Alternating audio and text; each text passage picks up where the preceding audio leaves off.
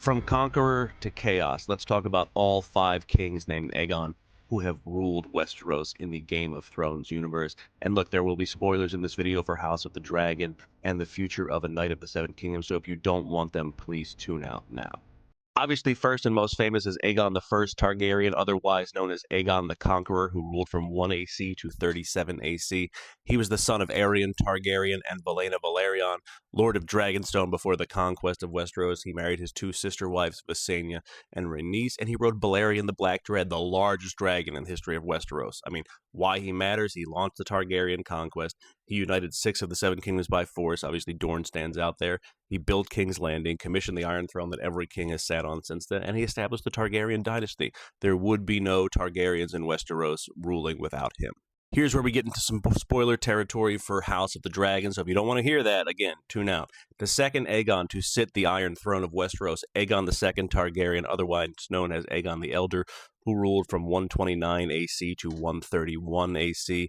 He was the oldest son of King Viserys Targaryen and Alicent Hightower, crowned by the Greens, obviously in opposition to his half-sister, Rhaenyra Targaryen. Privilege to be here to witness this, a new day for our city, a new day for our realm, a new king to lead us.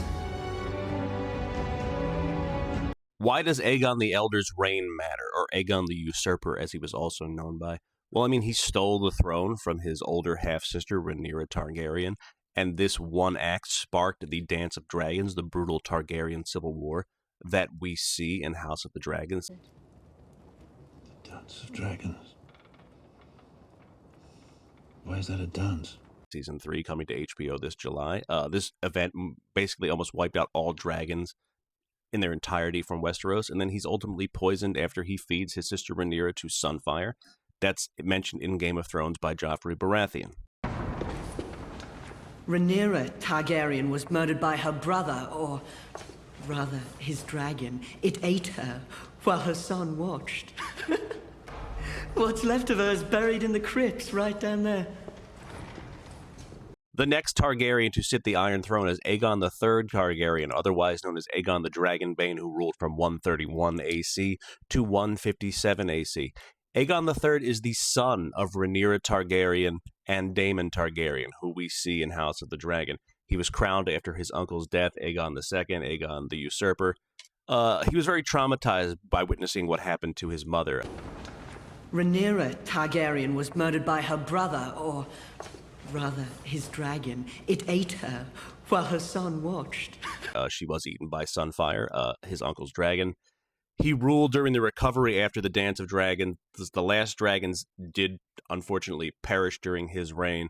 He was a very scarred and depressed and sad ruler from what he had witnessed during the dance. And again, the extinction of dragons did happen under his reign. One of the worst Targaryen kings to ever sit the Iron Throne, Aegon IV Targaryen, otherwise known as Aegon the Unworthy, who ruled from 172 AC to 184 AC. He is the son of Viserys II Targaryen, who was also a son of Rhaenyra Targaryen. This is like the Nero of Westeros. He was known for being just a big, fat piece of garbage, very corrupt, didn't have any idea, didn't care about ruling this kingdom at all.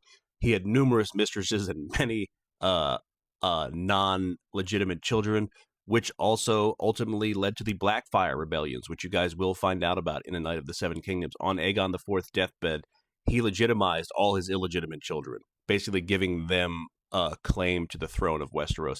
And this event directly triggers the Blackfire rebellions. One of the worst Targaryens to ever rule, just chaos everywhere. The last Aegon to sit the Iron Throne is Aegon V Targaryen, otherwise known as Aegon the Unlikely, who ruled from 233 AC to 259 AC. Now, why does that matter? Because Aegon V Targaryen, Aegon the Unlikely, is Egg in A Knight of the Seven Kingdoms, the little kid we see with Duncan the Tall.